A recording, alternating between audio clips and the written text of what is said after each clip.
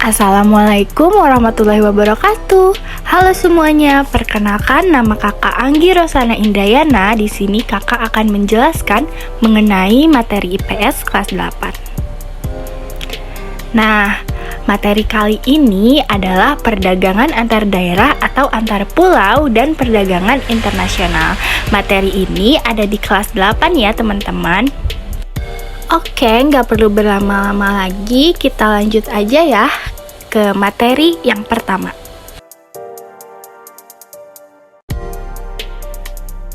Oke, jadi materi yang pertama adalah pengertian perdagangan dan perdagangan antar pulau.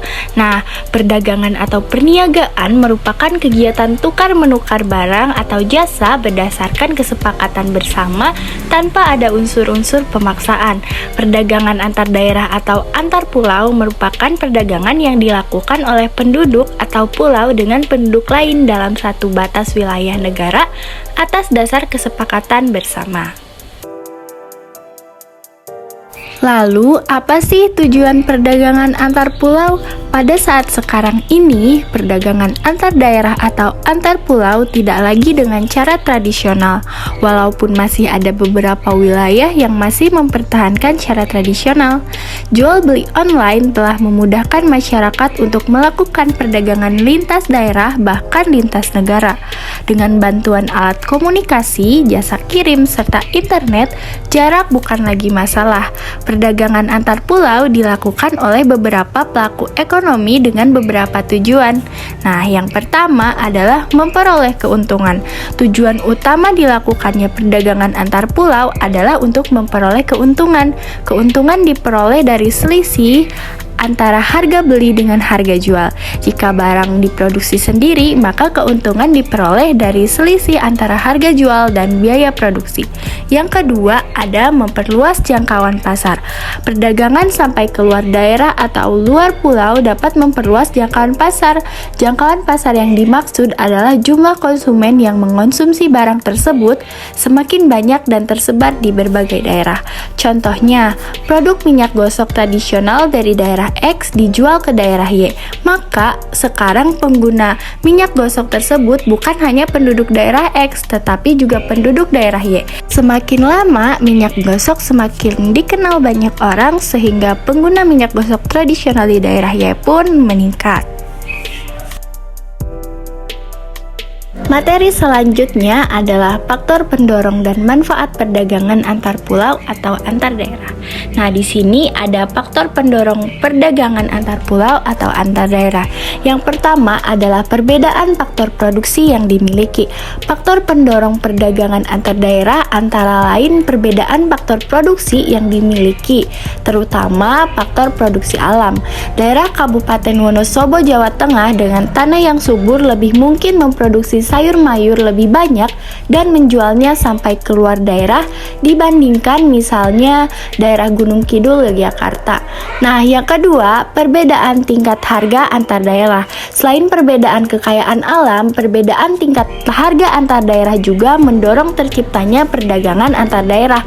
Contohnya, di daerah yang kaya akan buah durian, harga durian pasti lebih murah dari daerah lain yang hanya memiliki pohon penghasil durian.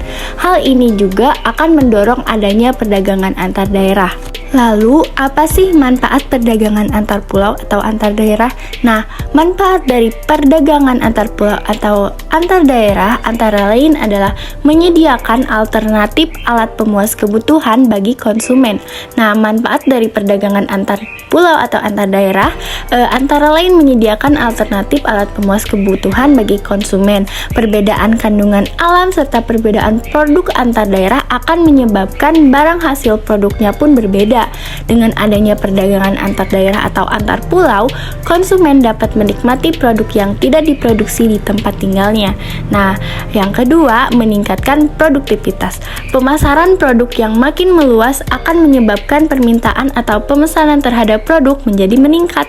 Hal ini akan mendorong produsen meningkatkan produksi sehingga meningkatkan produktivitas. Yang terakhir adalah memperluas kesempatan kerja bagi masyarakat. Nah, peningkatan dan jumlah barang yang diproduksi dalam jumlah besar akan menyebabkan produsen butuh tenaga kerja tambahan sehingga akan ada lowongan kerja tambahan. Selain itu, perdagangan lintas daerah juga akan memunculkan unit-unit usaha baru seperti jasa kirim, perluasan transportasi, dan sebagainya.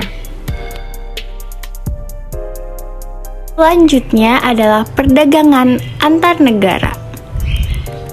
Selanjutnya ada perdagangan antar negara atau sering disebut perdagangan internasional.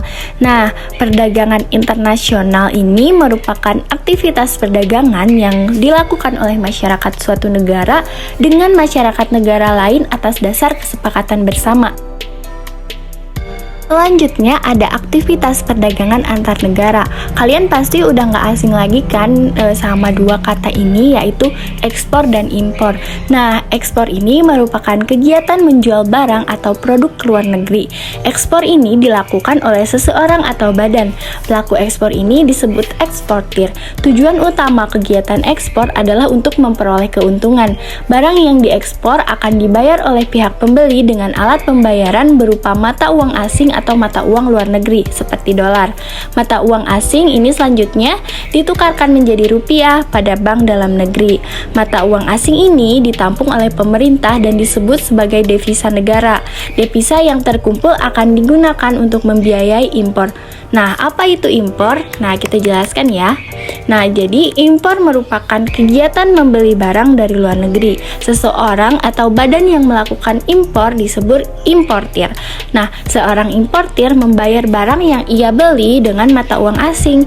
Importir dapat menukarkan uang rupiah mereka dengan mata uang asing di bank dalam negeri.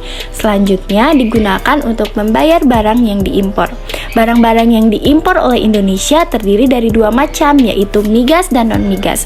Barang-barang yang termasuk dalam kelompok migas antara lain minyak tanah, bensin, solar, dan LPG.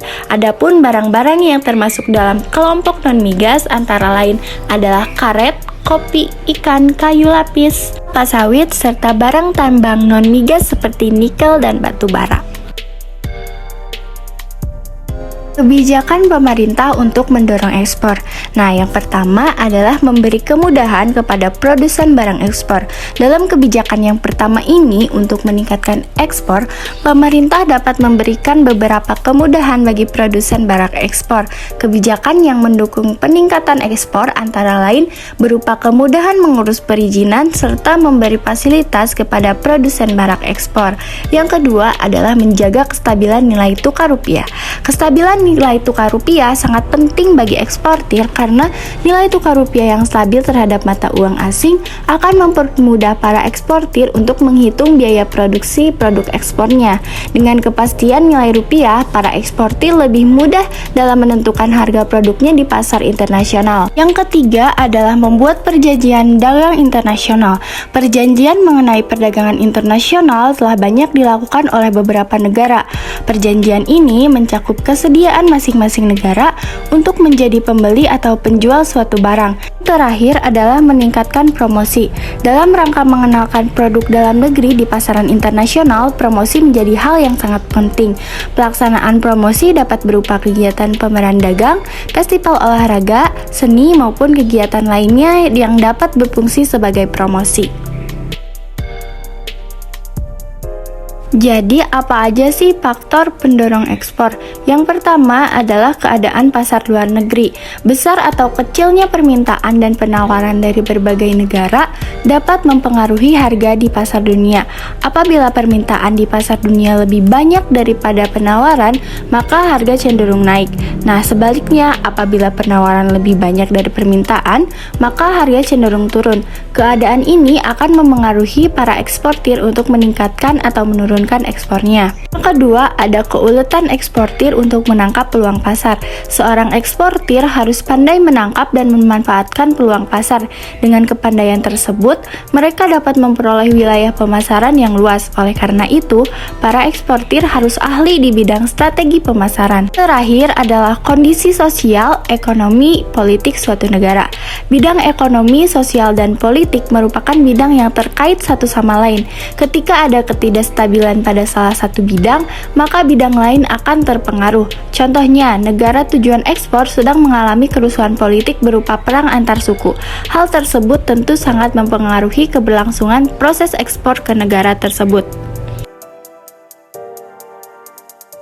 Lalu, apa saja sih manfaat perdagangan antar negara? Jadi, yang pertama adalah memperoleh keuntungan tentu saja. Manfaat dari perdagangan adalah memperoleh keuntungan. Dengan adanya spesialisasi, yaitu produk unggul yang khas di tiap negara, produsen dapat menghasilkan produk dengan efisien. Perdagangan antar negara menyebabkan produsen bersemangat memaksimalkan produktivitas mereka tanpa khawatir kelebihan produknya tidak akan terjual, sebab mereka dapat menjualnya ke luar negeri. Yang kedua, memperoleh barang yang tidak dapat diproduksi di dalam negeri. Setiap negara memiliki sumber daya yang belum tentu dimiliki oleh negara lain. Hasil produksi tiap negara pun berbeda pula.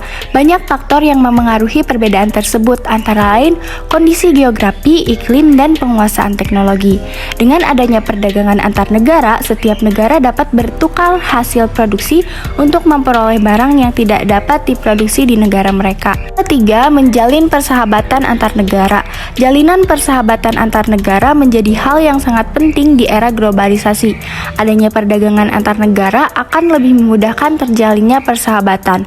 Hubungan yang baik di bidang ekonomi akan memengaruhi hubungan di bidang yang lain, seperti pendidikan, kesehatan, sosial, serta kemanusiaan. Terakhir adalah transfer teknologi modern. Untuk menggunakan barang-barang impor berteknologi tinggi dibutuhkan pengetahuan dan keterampilan tertentu.